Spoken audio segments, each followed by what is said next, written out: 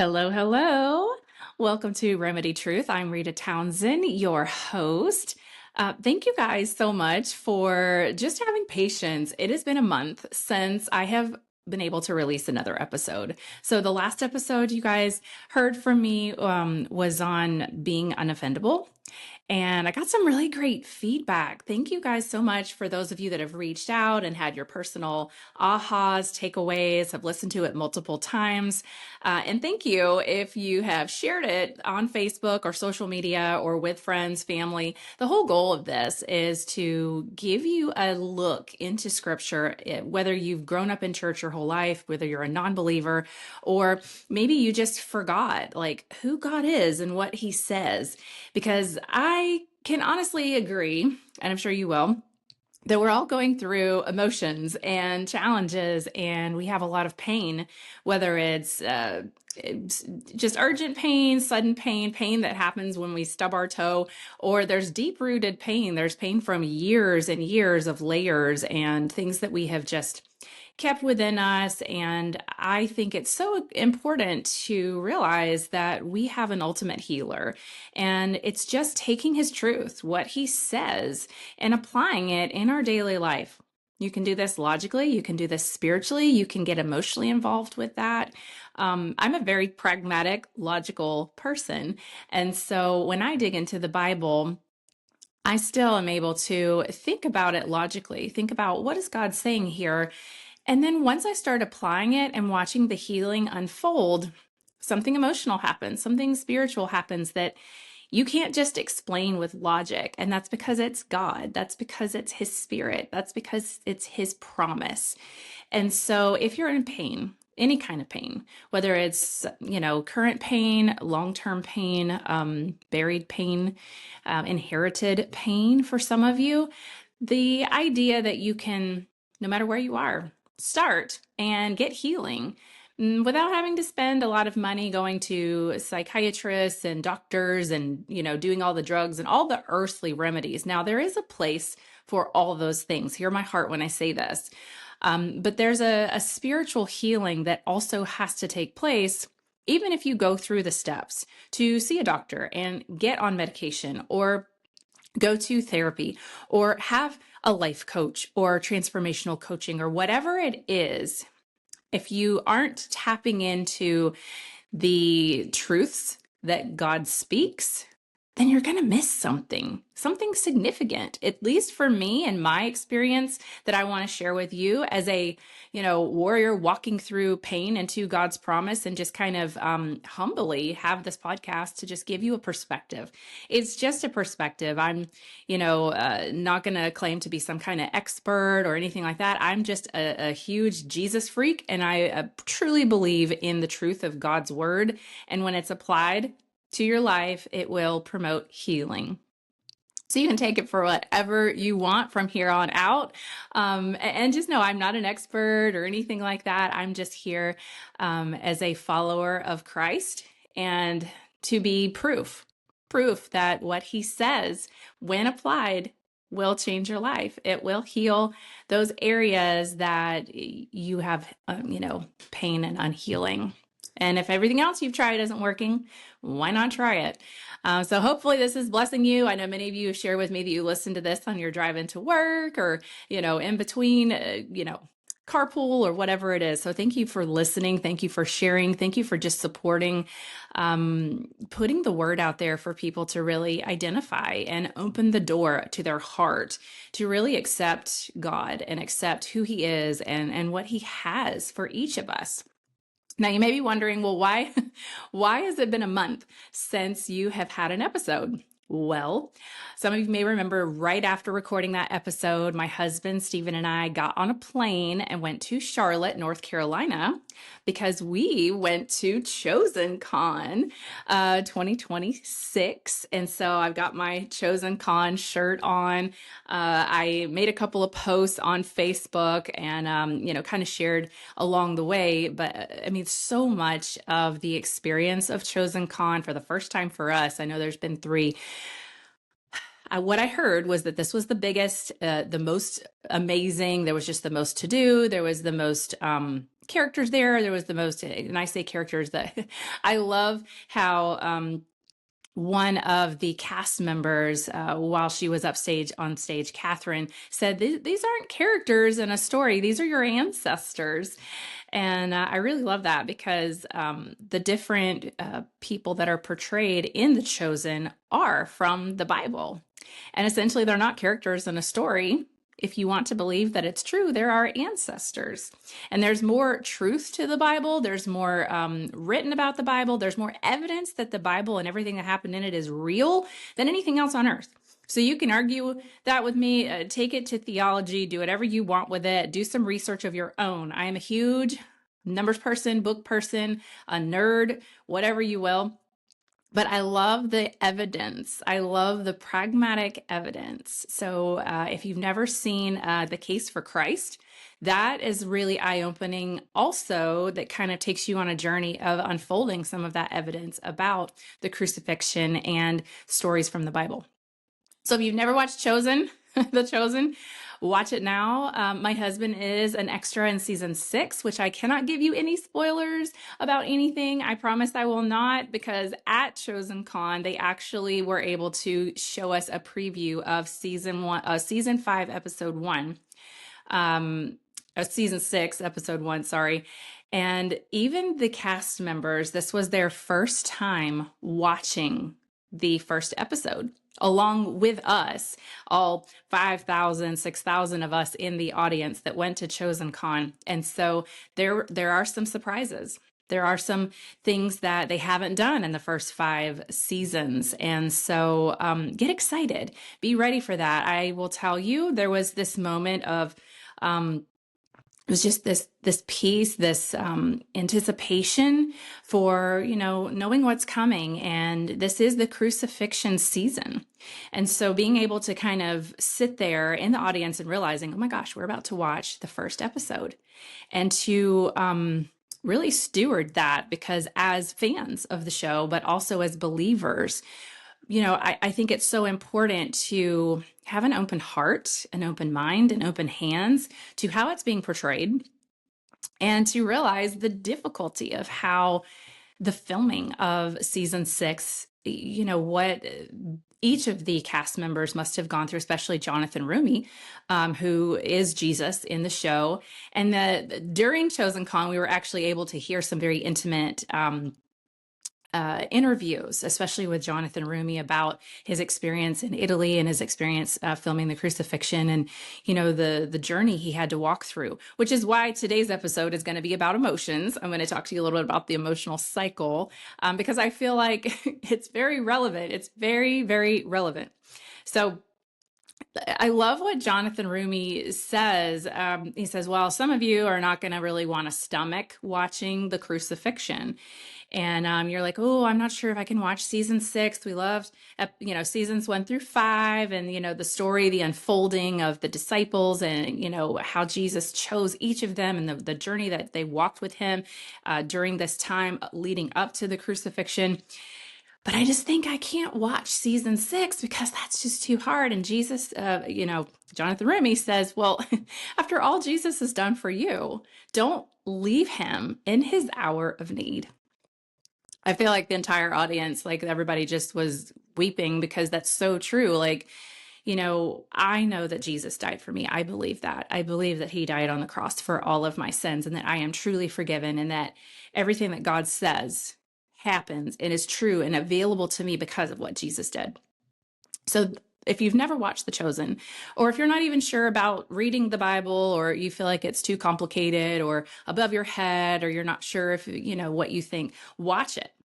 I love season 1. It really starts to open the door for introducing the characters, which are our ancestors from the Bible. And it really walks through some of the stories. Now, some of them, of course, they had to imply, because in the Bible, they didn't state certain things, certain dynamics.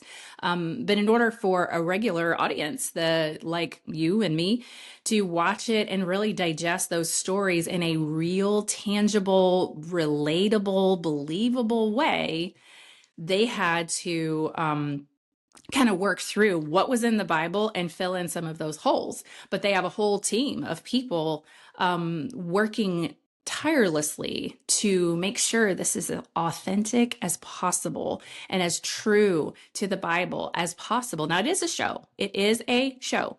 And I've gotten to meet the creator, Dallas Jenkins, actually a couple of times because I got to meet him first at the Chosen Retreat in Camp Hoblazel back in the fall in October.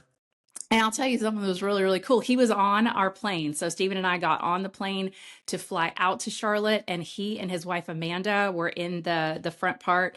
I'm like, what is that called? Oh yeah, first class. Because I've never flown first class.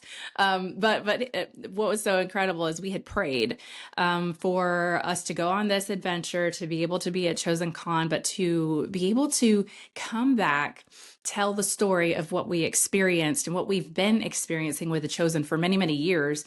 But just to bring another level to it, to bring more awareness to it, because the crucifixion season is coming and it is the greatest story ever told. And the way they're doing it, I just can't even. I mean, I applaud Dallas Jenkins, Amanda Jenkins, the team, the cast, the crew, Brad Fogarty. We got to meet him at the retreat and spend a couple of days with him. What an incredible human, first of all. And he is very anointed with the word. We got to hear Sunday service from him, and I was just, I mean, it was the best thing. I've been in church my entire life. I'm almost 45 years old, and that was the most incredible service I had ever heard.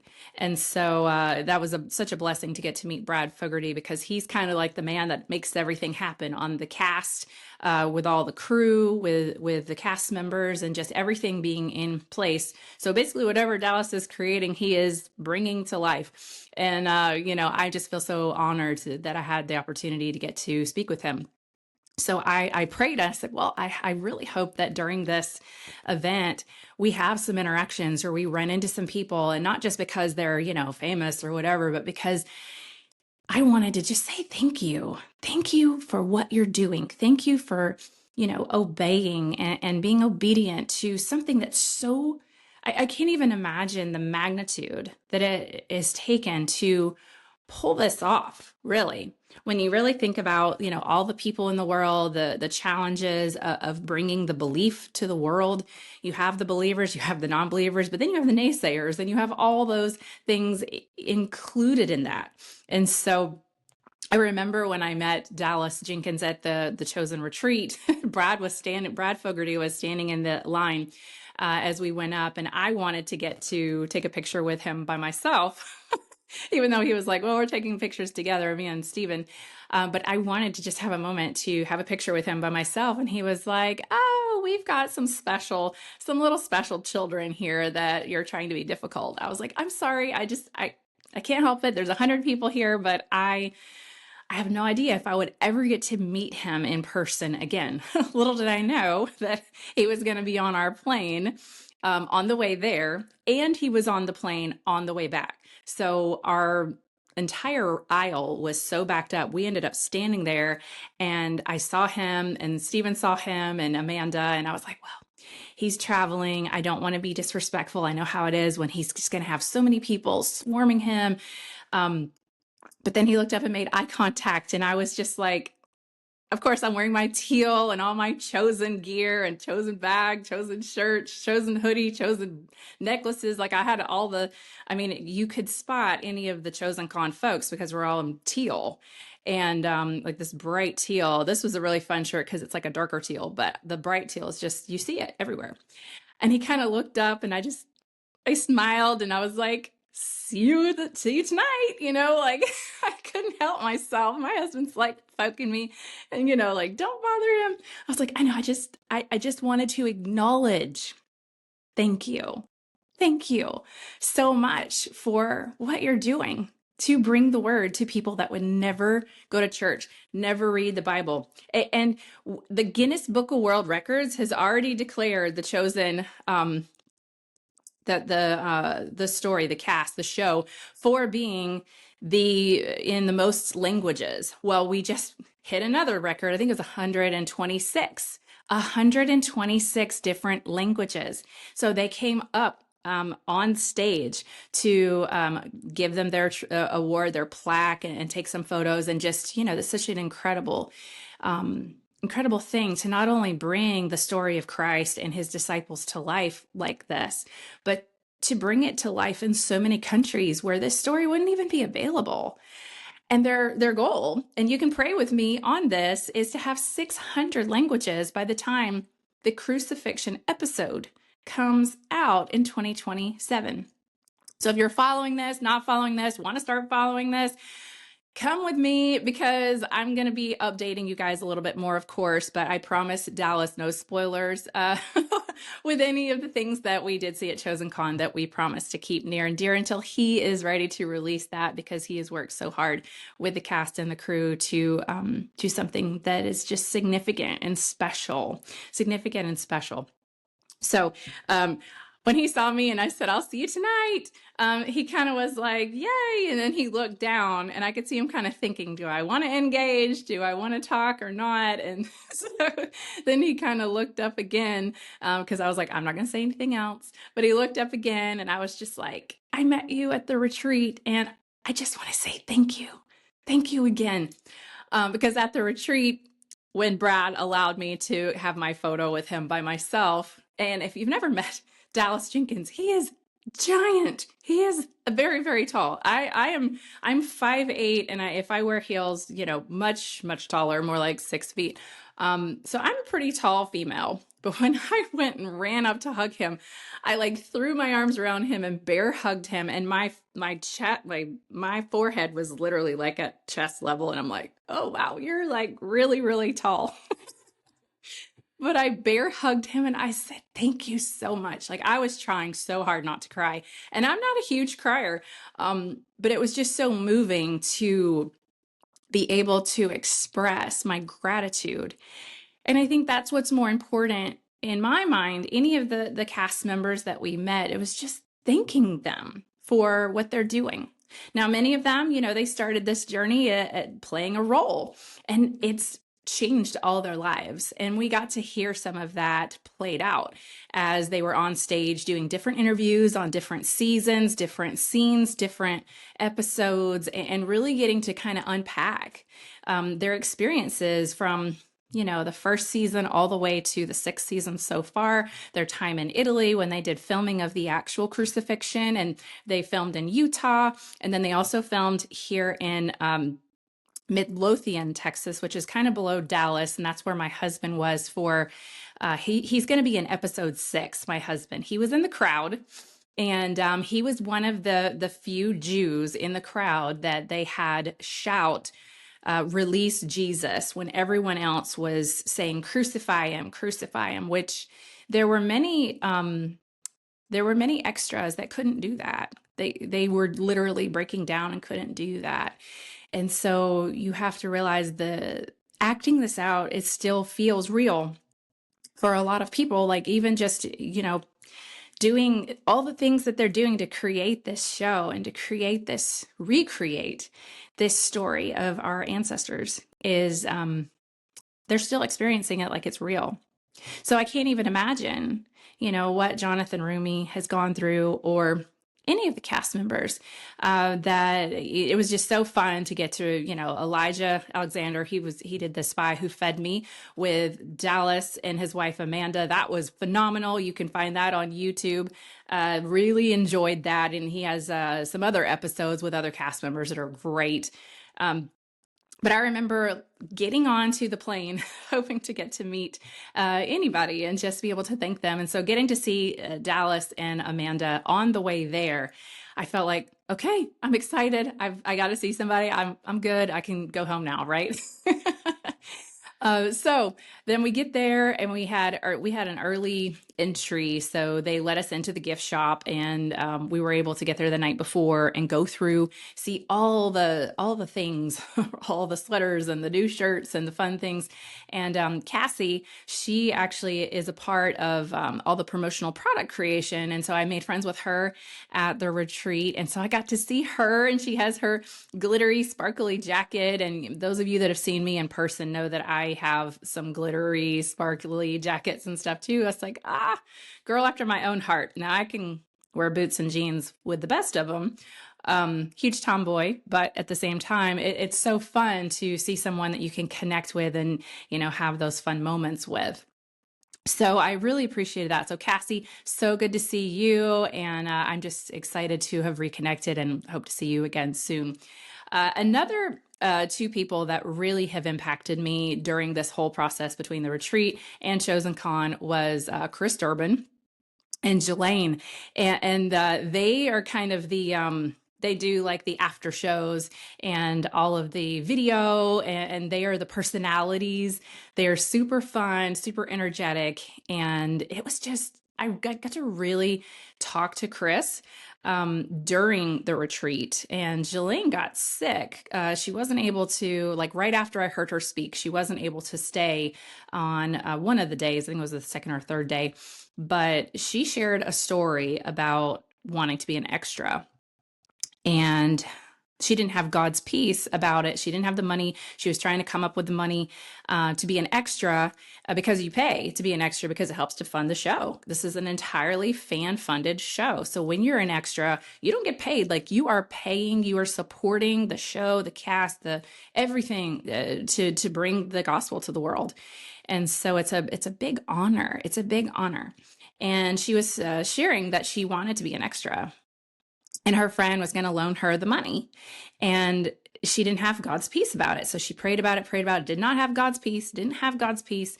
And she had until like midnight that night. And her friend was like, hey, if you haven't come up with the money, I can still give you the money and you can go ahead and be an extra before the deadline. She didn't have God's peace. So she said no. And most people that I know, maybe you listening, would be like, take the money, take the money. But she didn't feel right. She said it, her spirit, like it was a no. And how many times have you felt that nudge or that spirit talk to you in your gut and your soul and your bones and say, absolutely not. You are not taking that. You are not doing that. And you're like, yes, I am. And you do. And then you're like, why did I do that? So she shared a story that and I'm trying to remember because I haven't slept a lot, and I'll tell you why. That's probably why I haven't been on here in a month. But she talked about the fact that she'd said no to getting her friend's money, and then through other circumstances, something else came about. And now, of course, like, I'm sitting here trying to remember that a dynamic story that has like impacted my life. I mean, I went to that retreat to hear Jelaine say this very story, that she ended up having things line up to where she was not only able to be, on this new job with the Chosen as a part of their after show, but then was asked to be an extra as a part of it. Now, if she had paid to be an extra, then all the other things would not have worked out. So she said, the biggest thing I can tell you is just only make decisions when you have God's peace. That hit me so hard because I had been in such a struggle season, because I'm a born decision maker, but I struggle with making decisions on my own control and not checking with my creator and saying, is this okay? Should I be doing this? You've already designed everything for me, but I'm going to sit over here and I'm going to create a new blueprint and I'm going to be my own builder. And God's like, that's cute. It's humoring to him to watch us try and control and do everything on our own. But I love this story. It was just very impactful. And Chris next to her, Chris Durbin, which he has a podcast channel or YouTube. He has a YouTube channel called Durbania that he reviews movies and things. And that's actually how he got into The Chosen, which was really fun to be he and Jelaine are the officials. And they do such a fun job. I just could listen to them for hours.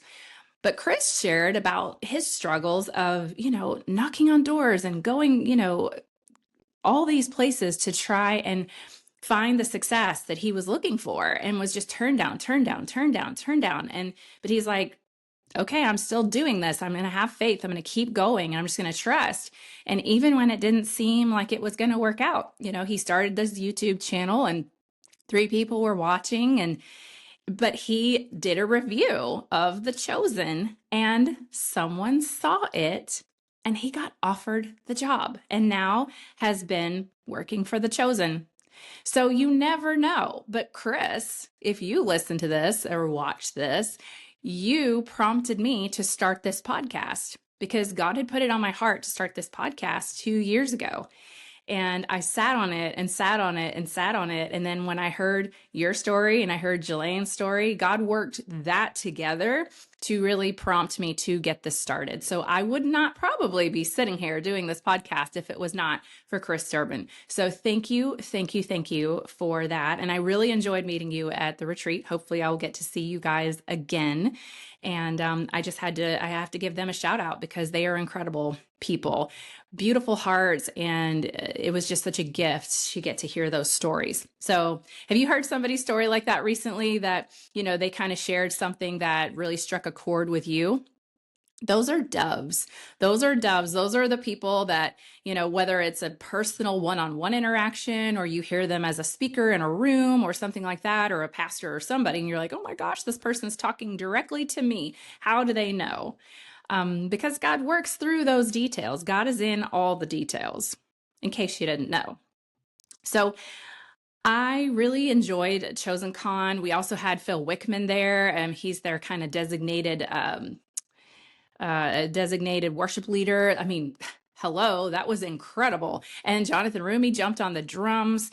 There was just so much fun stuff. And, the really cool thing is on the way back, we were getting on the plane. Of course, they had all of our swag and fun stuff. And Amanda Jenkins is like, you are a vision in teal.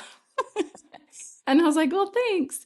But we did kind of the early entry bundle that allowed us to have a special meet and greet. Everybody was going to get a meet and greet, but we had a different designation. And so we got to be there Saturday. And what they did is they had a certain number of cast members in each group that was going to get to meet. And so I was so excited to meet Allah. Safi. He's the one you guys know as Simon Z. And because of my Marine Corps service and being in the military and coming from this like very brute place to then having to strip away that physical toughness to be tough in your spirit, tough in your soul through surrender. That is a journey I've watched Z go through on The Chosen that I really identified with. So I was really hoping to meet him. So we went through the meet and greet and he was not in our lineup. And I was like, oh, okay. Well, I guess I'm not supposed to meet him. That's totally okay. Well, those of you that have been on my Facebook saw that when we were flying back, we were heading back to Texas. We were in line, and then something happened with my luggage. Or no, it was my husband's luggage. And then they had to put it back through, and we were waiting. And so while we had to wait at the security, Simon Z, Allah, he comes walking through the security because we had to wait. He was right there and was like, oh my gosh, there he is. I said, I hate to bother him because ChosenCon is over.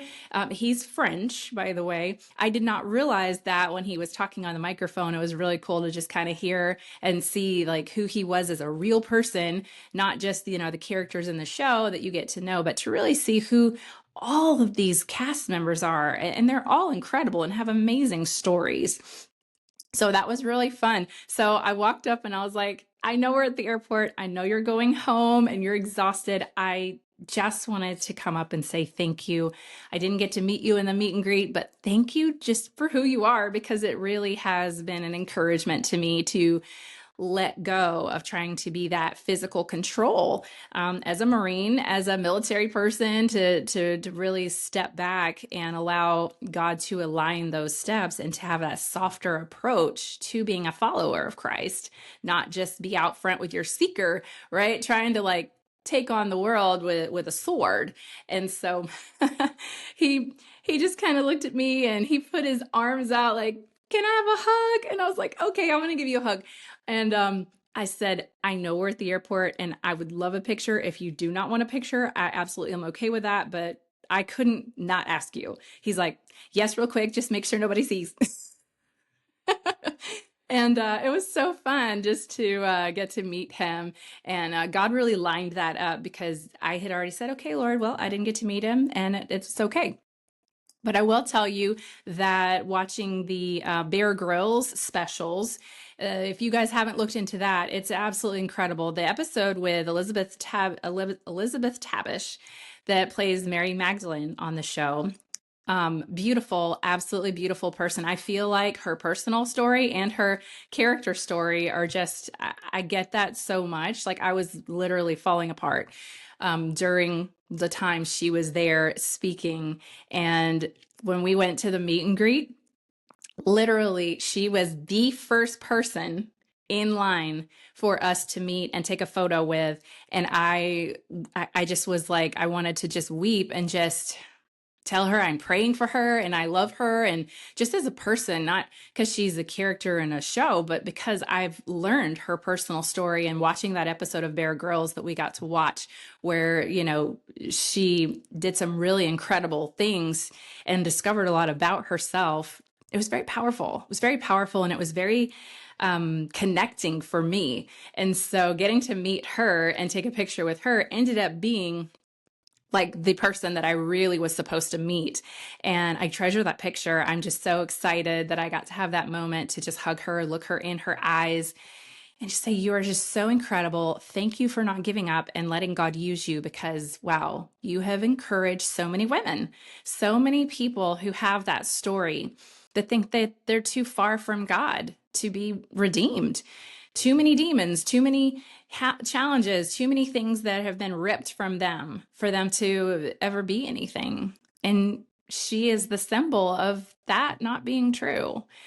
That the minute that God calls you by name, like you are over it. It's in the past. It's all gone.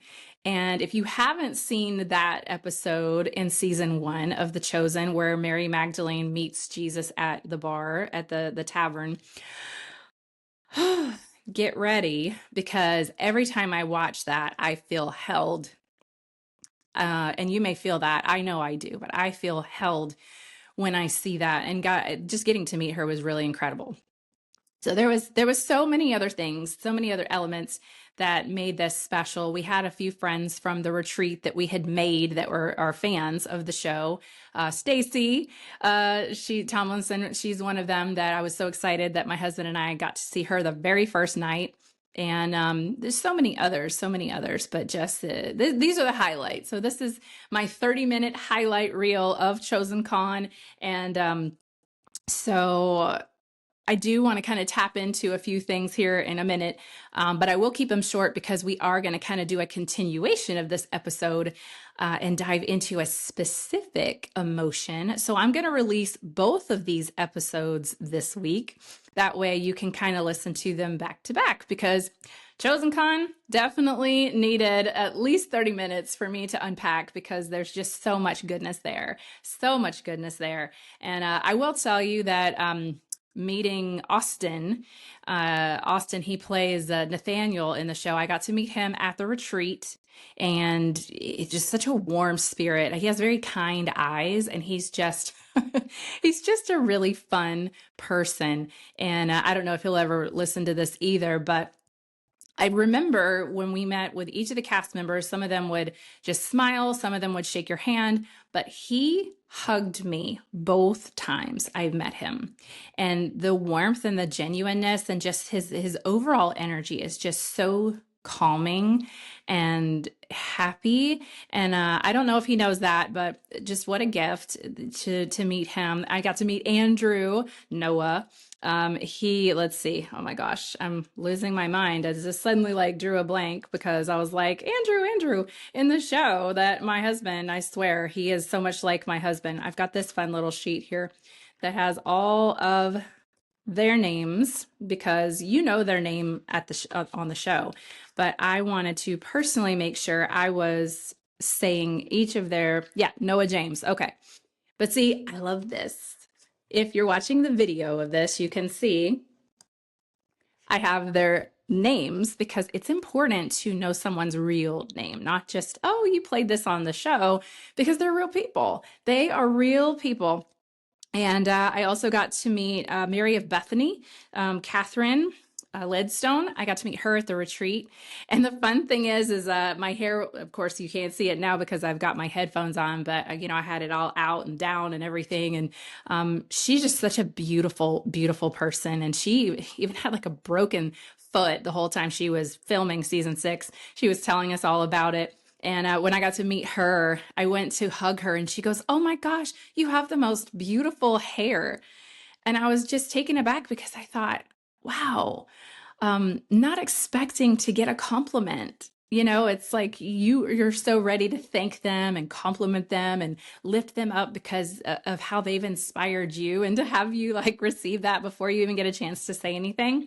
I thought that was really cool. We got to hear her sing at the retreat. She was singing a new song that she had recorded and done, and such a beautiful, beautiful voice. So check out Catherine Lidstone when she gets her music out there, because it is just angelic and beautiful, and just what a special person. And I know so many of these cast members, are probably going to continue doing things with 5 and 2 Studios after The Chosen is complete, because they've got one more season to film and they are done. But I can only imagine the connectivity, the relationships that they developed, that even as they go along through their life, like they will look back on this as being probably one of the most significant things for some of them that they ever did. I know Jonathan Rumi said that during his interview, that The Chosen will be the most important thing he ever does in his life. And I think that's special. I think that's really special. Another person that I really had a fondness of listening to was Andrew James Allen.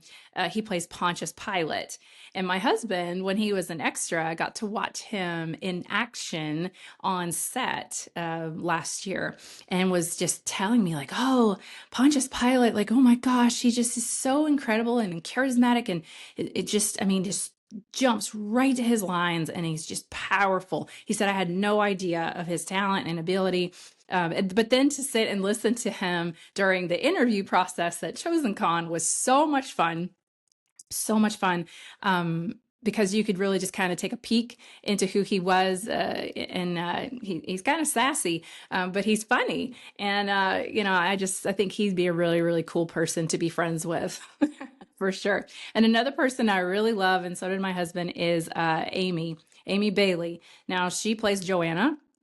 My husband got to meet her briefly on set during filming, but she was so kind and so loving to all the extras. There was like 600 extras, but she was very personable and kind and gracious. And she just has such a beautiful wildflower-like spirit. And I personally like Amy Bailey a lot. And she plays such an incredible character.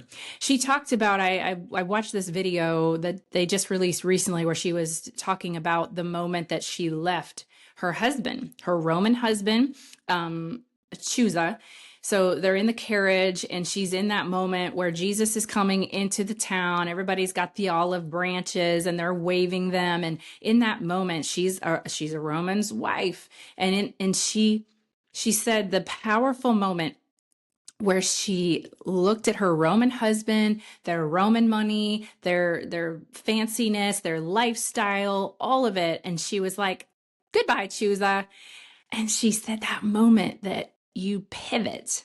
She said that's such a special moment for anybody and she said to be able to act in that moment in a way that people feel that moment.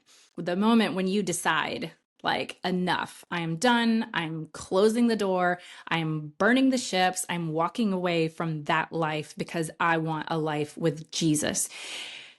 It was just like, when I listened to that interview that she did, I got chills. I started tearing up, and I was just like, I understand what that feels like, that moment when you're just like, goodbye, whatever it is.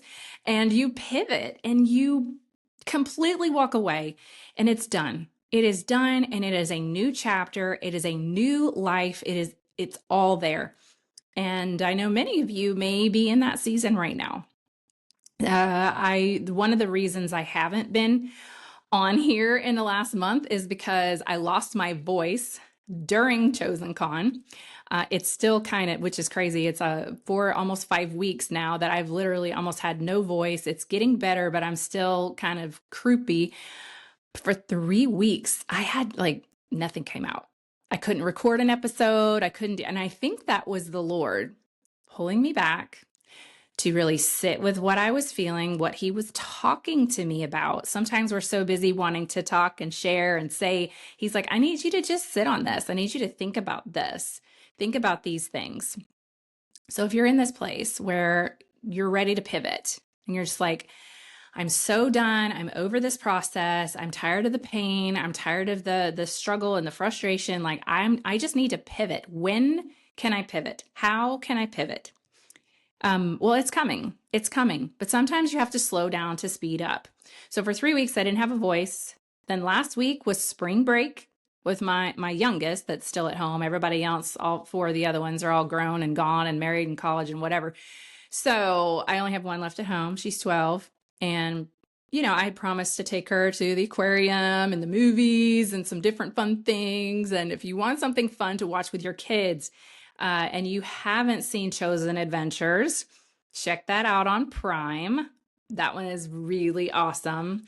I really love the Chosen Adventures. It's super cute. It follows the Chosen, but in a way that it's kid friendly and it's super fun. And they had some of the cast and characters there at ChosenCon. That was really cool too. So, so after that, of course, losing my voice, I spent time with her for spring break and just enjoying that space, enjoying that time. And starting tomorrow, my house is on the market. So we have spent a month getting the house cleaned out. I've been selling things off my porch left and right until there's nothing left in the house. Pretty much about 70% of the house I'm going to be selling because we are going to downsize quite a bit. We have been looking for land for 4 years and getting closer and closer to finding that, right spot. We want to move away from the city and be in the country. I definitely am ready to be more of a homesteader and to get I'm from Georgia. I'm a Georgia girl. I was an hour from the mountains and an hour from Atlanta. So I was kind of right in the middle where everybody was outside, in a small little country town. And so moving here to Texas, I really felt like, I love the city. I wanted to experience it. I'm in McKinney, not quite Dallas, but McKinney has this hometown feel, even though it's turning into a big city. It's grown. But my husband and I have been looking for a very long time. And we've just, after we left the retreat, God put it on my heart. Okay, it's this time for you to let go of the bigger things and, drop your nets, right? Drop your nets, be a fisher of men and stop doing all this other big stuff, like do stuff for me. And that's when I was prompted to start this podcast. That's why I have let go of a lot of physical material things. And I started selling off a ton of stuff, things most people would be like, you're selling that? Yes, I am. And it's freeing because material things you can't take with you. They collect dust and they weigh you down. So it's been a very interesting process because each room I'm just like, okay, what's going with us that's going to fit in like 1,000 square foot space, which is, so like 70% is like gonna be gone. But it actually feels really, really good. I notice anytime my husband and I take a vacation for our anniversary, which is in July, it's July 11th, we end up finding a little 600 square foot nothing in the middle of the woods somewhere, Glen Rose, Granbury, somewhere in the woods, Weatherford. And we sit in that little structure with just a bed, a sink, and a little, kitchenette thing. And we are happier than any other time. And I was like, well, why don't we live like that? Why don't we simplify to where every day feels like that and it's enjoyable? We have more space for God. We have more space for the things he's trying to tell us and show us. And I guarantee you it's not physical and money. Yes, we have to have it to survive and to figure things out. But I mean, there is power in saving as well. Not just, what you make is what you spend. And so we've gone through this process for almost a year of just kind of unfolding things and releasing things because they can be the thing you serve, or you can serve your Heavenly Father. I'll just put it out there. I find the more things that you have to manage in your home, with your cars, with your, lifestyle, it's all fun. It's fun to experience. We've done it, but for me personally and for my husband, we've hit this place where it's like, I want less here so I can have more of him.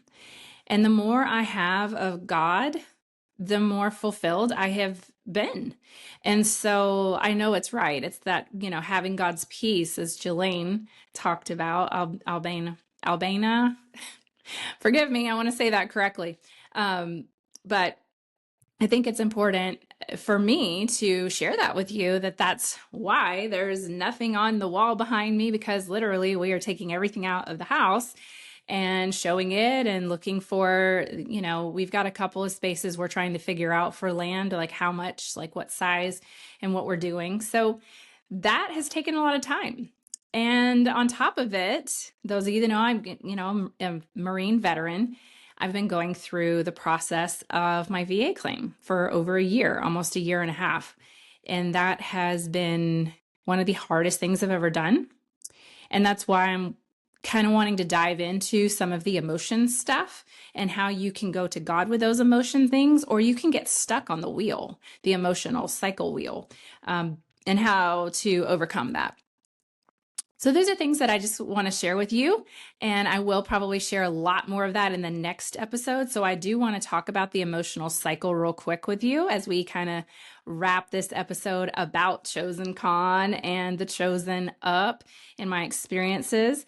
We've had a lot going on. And with my VA claim, like I literally just submitted my package with all the evidence, all of my testimony, all of my statements, all of my letters from people, all of the things I have gathered for over 25 plus years, and just got it submitted and got a notification. As I was turning on my phone to record this, I got a notification for them to start scheduling evaluations, which is very daunting. It's not fun. And I have to tap into God's peace or I will lose my mind. And how many of you feel that? That there's just certain things it's like, okay, if we don't like separate them out into little piles and it's one big pile, it's too much, right? So I have learned to separate the piles and then name the pile something pretty that, this is for our future. This is for our, healthy simplification. And this is for our next chapter as homesteaders with animals and a farm. And this is, otherwise it's like, oh my gosh, we're moving and we're doing this and I've got to do that and all this, evidence I have to collect and all these things I have to upload. And now we're showing our house. And now you can like quickly spiral when you start thinking of what all is involved in those piles, right?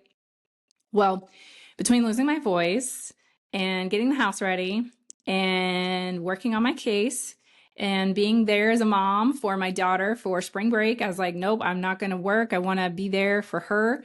And I also do a lot of volunteering on several committees. I'm on 4 committees within the chamber here in McKinney.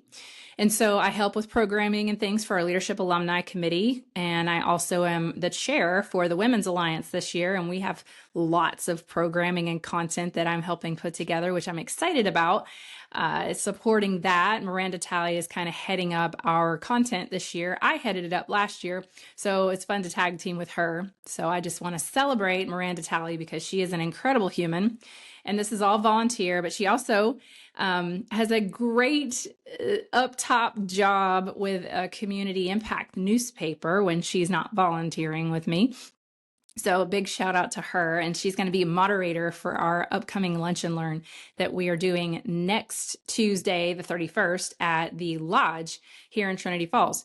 So a lot of good things going on. We did have a tour of the jail with the leadership alumni. We now call it Leadership Next.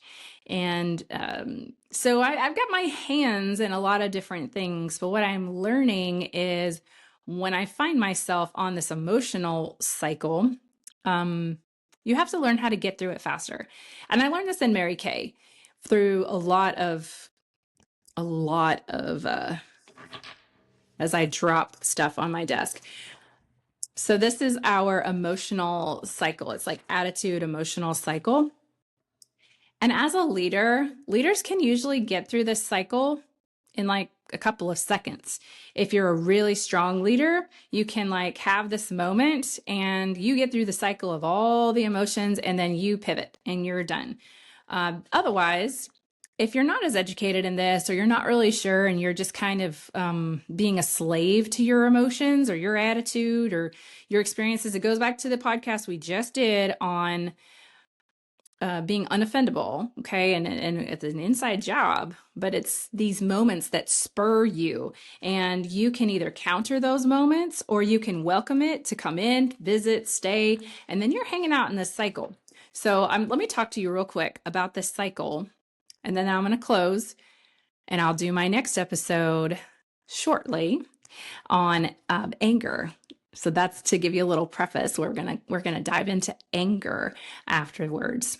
But usually what happens is stage 1 is the excitement and enthusiasm of any situation.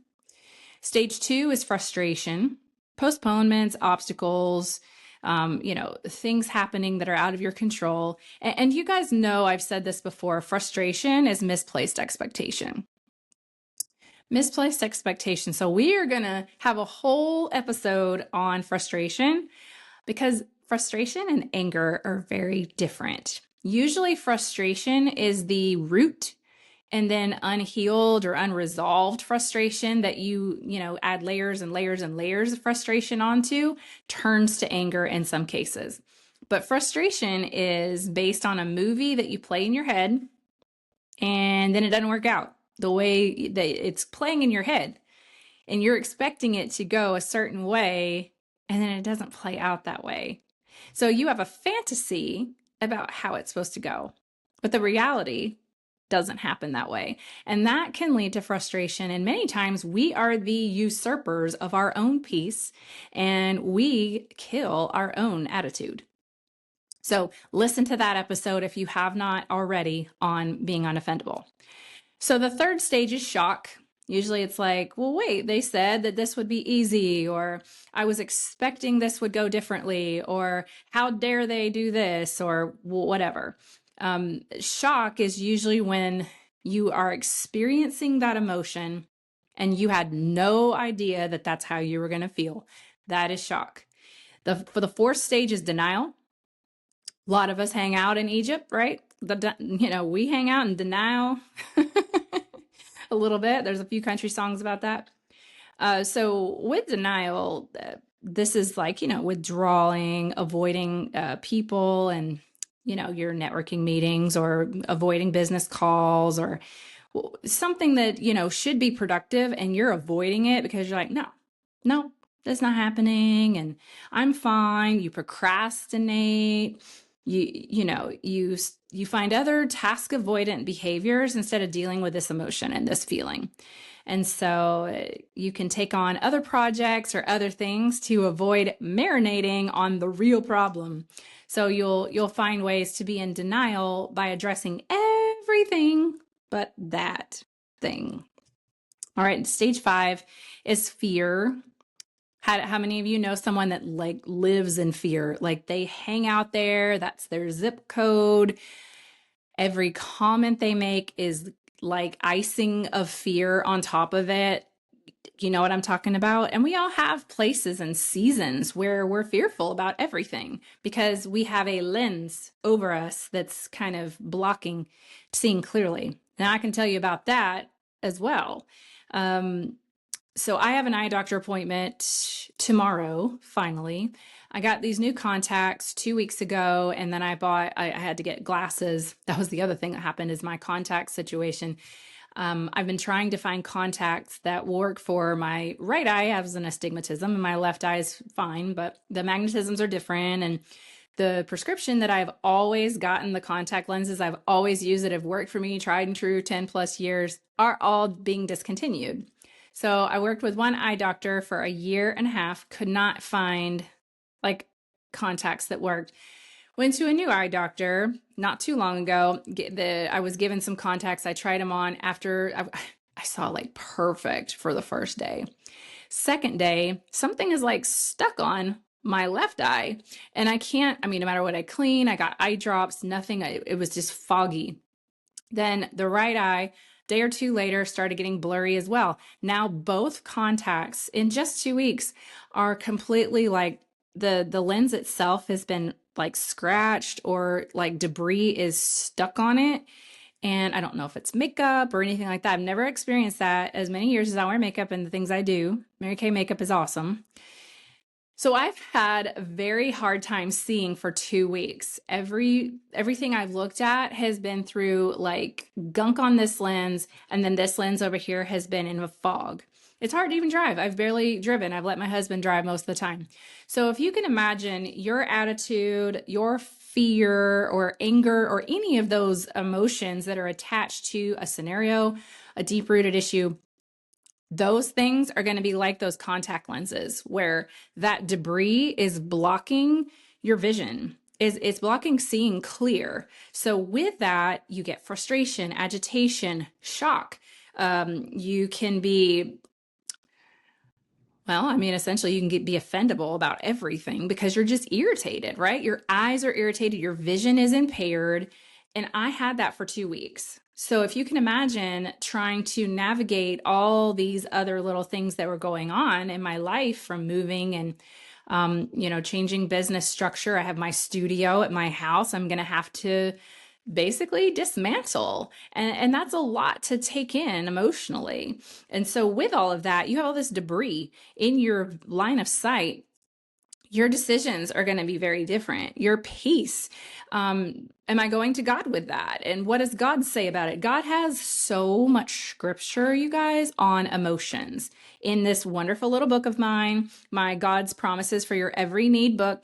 If you go, hang on, I'm going to look to the contents here because there's a section says what to do when you feel discouraged, worried, lonely, depressed, dissatisfied, condemned, confused, tempted, angry, rebellious, experiencing fear, mentally disturbed, in need of courage, in need of patience, in need of peace, lukewarm spirituality, in grief, and in doubt about God. Now, that's just to name a few of all the different verses of what God says about how to handle those. So in our next episode, I'm going to dive into those because they're good. Just a few. I'm going to henpeck on some of the key ones that you can really figure out and hold on to that are simple. And then there's other ones that are a lot more complicated where you're like, well, what is he even saying there? What does that mean? And so I love to just kind of dissect that for you in a way that you're like, oh, I understand. I get that. That makes sense. So, okay, so we just talked about fear and I just went off on a tangent because fear is a big one. And fear is where a lot of people live and then they don't ever complete this circle to get back to excitement, enthusiasm. They just stay down here in fear and they let that hold them back from any experience because that attitude, that emotional film is over their eyes, it's over their vision, it's over their thoughts, their attitude, all based on fear. I can't do this. Maybe this isn't for me. They want to blame other people. They, blame, shame, and justify other people because of the fear of themselves. They sit in a place that's not true. And God says, fear not in the Bible 365, because we should be not afraid every single day. So if he says it that many times, that just tells me it's pretty important. I mean, that's what I think. So then there's stage 6. Now, stage 6 has 2 parts. You can either be angry or you can settle. So if you're angry, you get angry with yourself or you get angry and blame other people. You admit, and recognize your feelings. I'm mad, I'm angry. And, you're alone in your responsibilities. You have to own the success or failure of that moment, that situation. You are in charge of managing your energy, your attitude. You get angry though. You're like, why do I have to do this? Like, I want somebody else to, but you get mad because you're realizing, here's the deal. It's right there. You can't deny it. You can be mad about it or you can settle. Now, settling, well, I never wanted to do that anyway. I never really liked him anyway. I didn't really like her anyway. You give up. You take that a moment and you're like, well, I'm sick of this situation. And you give up you let it crumble, you let it fall, you walk away from it, you give up, you settle. You don't try to fix it. You don't try to continue any emotions about it. You just wash your hands of it. The hours aren't bad. Forget the dreams. I'll just quit. I always love this thing over here more. So you just give up. So that's, you can get mad or you can give up. Now, how many of you, knowing that I'm a Marine, can guess which one I probably do all the time in this cycle? It's not settle. It's not settle. I'm like the most not settling person. Like, I will be angry. I will fight. I will just never say die. I will die on that hill to my demise sometimes, because I have almost 45 years of cited anger that we're going to talk about in the next episode. So you can't miss the next episode, because that's going to be very entertaining for some of you who didn't know these things about me.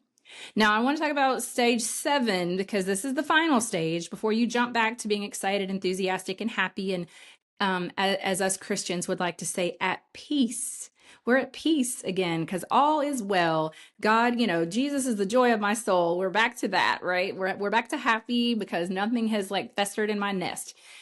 So that's where I'm going to kind of leave this. Is stage 7 is recommitment. Recommitment. So saying something like, it's not like me to give up, or it's not like me to, get discouraged. I'm ready to just kind of try again, send positive messages to your brain, whatever it is that you need to do. You become realistic again, like, okay, maybe I was angry, but now I'm calmed down and I'm better. So you share your recommitment with a friend or your bestie, or you call your mom or your husband or whatever. You say, well, maybe I overreacted. I'm much better now. Let's go. And then you're back to it. So you make peace with whatever the situation was. So we get the stages, you're excited, enthusiastic, and then, oh no, something happens. So then you become frustrated. Then there's the shock of like, why is this happening? Then there's the denial of like, okay, I'm going to not focus on this because I'm going to try to manage and control the kitchen cabinets instead of having that discussion with my husband. So I'm going to be in denial that we have a problem, right? Then there's the fear, like, oh my gosh, like I can't do this. This is too hard. And I don't like these feelings. And I'm going to avoid anything that's going to cause pain. So then you like cancel your plans. You don't talk to your girlfriends. You don't go to that event because you're afraid of how it'll make you feel. So then you stay home in your pajamas. You're in fear. You're in fear. You're not moving forward. You are afraid to move forward because now you've been hurt and you don't want to deal with whatever this is. And then you get to, okay, I'm either going to throw in the towel or I'm going to get angry, feel the feelings, work that out, get an outlet. That's another thing I want to talk about. Get an outlet. If you get angry, get an outlet so that you can diffuse some of that so you don't become a pressure cooker. Once the anger is diffused, you're going to go, oh, okay. I'm good. Let's come back to the table. We're good. Just, got that all worked out. I'm fine. Just rubbing my shoulders, So that's the stages for emotional cycle. Now, the pros and good people, like people who've been through a lot, can go through this cycle in like 5 seconds. Like I could feel all of these things in the moment somebody says something to me. And I'm just like, I'm going to feel all those feelings and go through all those steps. And then I'm back to recommitting of like, well, we're going to work this out. Anyway, so I can work through that. But I've had years of practice, years of getting stuck. Now, and this, you can share this with me later in a comment, but listening to some of those stages, is there any of those stages that you identify you get stuck in? You're like, oh, I get stuck in shock. I get stuck in, being offended about everything. I get stuck in denial and I avoid it for months and don't want to talk to that person. Or I am constantly settling. The minute something gets hard, I just walk away from it. Like, do you find yourself getting stuck in any of these places? This is where what God says about it will take you on a quick path back to one. Back to one. So get excited. So we're going to talk about anger next time, but I hope that this kind of like helps to unpack a little bit of the emotional cycle, just because I've had so many emotional things happening in my life, but ChosenCon was such a positive emotional experience, and I want you to experience it too. And if you want to know anything about The Chosen, please reach out to me. It is on Prime. If you have Amazon Prime, or you can get the Chosen app and watch the episodes for free. There's always a way you can watch all the episodes. Right now, seasons 1 through 5 are available for free, and everything is fan funded, you guys. This is totally God funding this, like bringing the people, bringing the message. And, you know, I pray for Dallas Jenkins and Amanda Jenkins, his wife, who just had a double mastectomy, and she was going through cancer last year. And they just shared that at the conference at ChosenCon. So we've all been praying. And she is having a miraculous recovery and doing well. And she's in charge of a lot of the literature and things that are behind the scenes with The Chosen, all of the books that are in their gift store, the Bible studies, and I think they're coming out with a magazine. There's just all these things that Amanda and her brain and her team like have pulled together. They're just incredible resources. So check out their gift shop. Everything that you purchase from the gift shop helps to support the show and the mission. And I can't think of something. I mean, that's why my husband and I literally, our closet, when people come to look at our house, everything in our closet's like The Chosen. So every single showing on the house we're trying to sell is going to promote The Chosen. We even have calendars on the wall and all kinds of fun stuff. But I think that it's so neat and so special to be a part of something like this, because it's really helping to bring God back to his children. And that's why we're here. I think that's why we're here. So I hope that this has blessed you. I hope it's been fun just kind of hearing some stories about this. And maybe this will get to Chris Durbin, and he'll know that he had a pivotal, pivotal part in me just pulling the trigger on starting this podcast. And also to Jelaine, I appreciate her story as well. And just to, everybody that's a part of this, it's really impacting so many lives and giving people so much hope. So thank you, Chosen. Thank you to everybody, all of you guys, just for allowing me to have a moment to be a part of it. All right. I will talk with you guys later. Have a wonderful day.